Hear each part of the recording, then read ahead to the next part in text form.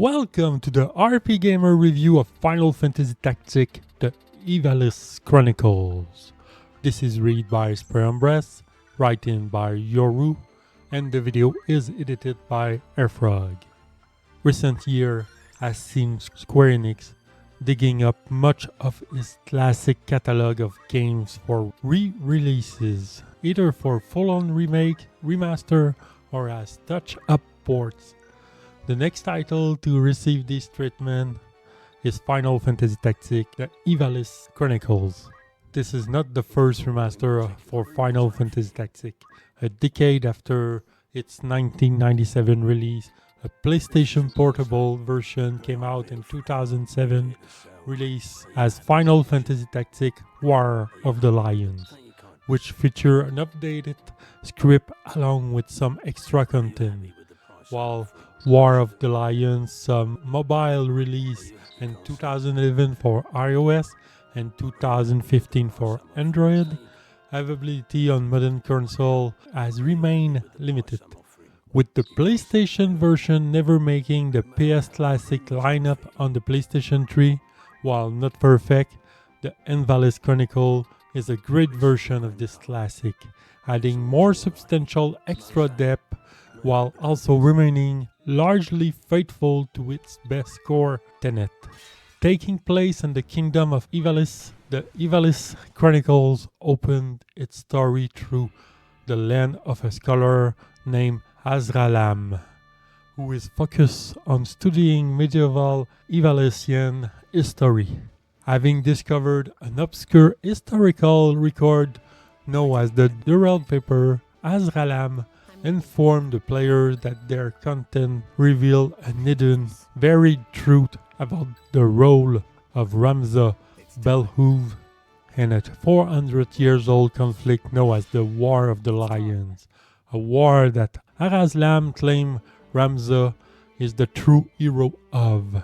Jumping back 4 centuries, the game put players in the shoes of Ramza, her high-born noble, as he casts aside his given name and navigates this conflict. While the war initially appeared to be a simple succession crisis for Ivalice's throne, Ramza discovered deeper, more complicated motives along the conflict's various factions, including the region-wide religious order, the Church of Glabados. As a loose union of 7 former kingdoms, Ivalice citizens find themselves caught between the crossfire of 2 opposing contenders who vie for the throne.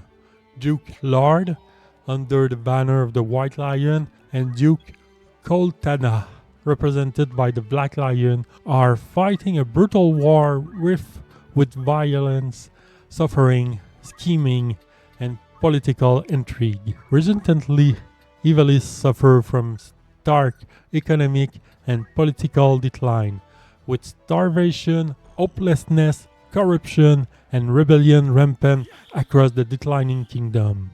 The plot is stunningly multifaceted and complex, containing deeply serious and masterful executed theme of class struggle, institutional decay, cyclical violence, truth, and power that were early prescient upon the game's original 1997 release and resonate even more powerfully today. Using the PlayStation version of the game as a base, the Ivalice Chronicle does not include extra content present in the PSP port, though it does utilize the War of Lion translation as a base for its script, with some scattered extra dialogue and phrasing change to improve the fluidity of spoken lines. The classic version of the game used this translation as well, otherwise remaining unchanged from the PlayStation original aside from the inclusion of an autosave function. The Ivalice Chronicle inclusion of full voice acting further elevate the drama, significantly amplifying the emotional impact of many scenes throughout and breathing new life into the game characters, all of who has believable compelling dilemma and motivations. What adds further into immersion is how convincingly rich Ivalice is as a setting. Throughout the adventure, Ramza can stop in various towns of the world map, hear rumor in tavern, and dispatch party member on errands, which provide interesting tidbits of information that flesh out the world and add context to the strife so prevalent throughout the kingdoms. For some errands, the Ivalice Chronicle reward player with some interesting text adventure style tomes that can be read and interacted with in the menu. While present in the original Japanese PlayStation release, these were dummied out of all English releases until now. On the whole, Ivalice feel like an organically engrossing setting, although the game is quite light on combat-oriented side quests, theming from errand until its final chapter, which is just a bit disappointing. Set during the War of the Lions, the game unsurprisingly contained quite a lot of combat and see Raza and his ally fighting turn-based battle and isometric 3D levels, which are divided into square titles. The game contains an impressive variety of battlefields, each with different factors to consider, such as age difference, weather, and terrains, all of which required and reward different strategic approaches. For example, during a lightning storm, thunder magic does significantly more damage and water become more difficult to traverse. In battle, the tactical approach is largely determined by the job composition of players' unit, each of which has different movement and combat abilities. In battle, players must consider each unit charge time (CT), which affect how quickly their next turn arrives. Every successfully executed action rewards experience and job point (GP), allowing players to learn new abilities for their classes. Physical jobs start from the Squire class and magical one from the Chemist, with players eventually able to unlock and develop their unit into 20 different jobs as they gain more GP and level up. Players can combine the combat skill of any class with various movement, reaction, and support abilities, as well as a second set of combat skill which allow for an impressive high level of customization and cross-job synthesis. Overall, the Ivalice Chronicle remains a highly engaging combat for the overwhelming majority of the game, rewarding throughout placement and smart use of abilities. Should a unit fall in battle and not be revived within 3 of their turn, it disappears forever, turning into a crystal that another unit can pick up to retrieve some of their abilities or treasure chest to claim a piece of their equipment. This potentially keeps the stake high and battle thrilling, leaving players constantly on their toes. That said, the Ivalice Chronicle does make quite a few noticeable changes to the original PlayStation version. The most notable of these is the ability to run from random battle encounter on the map. This reduces the stake of danger of Ivalice, especially when considering that random encounter scale to the level of the player highest leveled unit, presenting a constant danger and encouraging even leveling among your army units. The Ivalice Chronicle includes 3 difficulty levels, with the easy mode trivializing much of the game combat. The game normal mode is largely identical to the original, with some balance tweaks noticeable in the game early battles. While the hard mode offers scale up damage for a truly relentless, almost excessively brutal experience, the game also makes balancing change to the GP requirement for several of the job abilities. Most noticeably the Time Mage teleport being raised from 600 to a whopping 3000. These balance change, combined with the difficulty option, underscore one omnipresent issue the game suffers from: consistency and balancing, both on the players and enemy side. Certain job abilities are distinctly overpowered, and these are several outrageous difficulty spike and story fights, one of which run the risk of soft-locking the game and the classic version if player keep a single save file and arrive unprepared. The balancing tweak and change certainly help provide a smoother progression, but they also run the risk of compromising other aspects of the combat. All in all, it's a bandage for a lingering wound that warrant a more fundamental solution.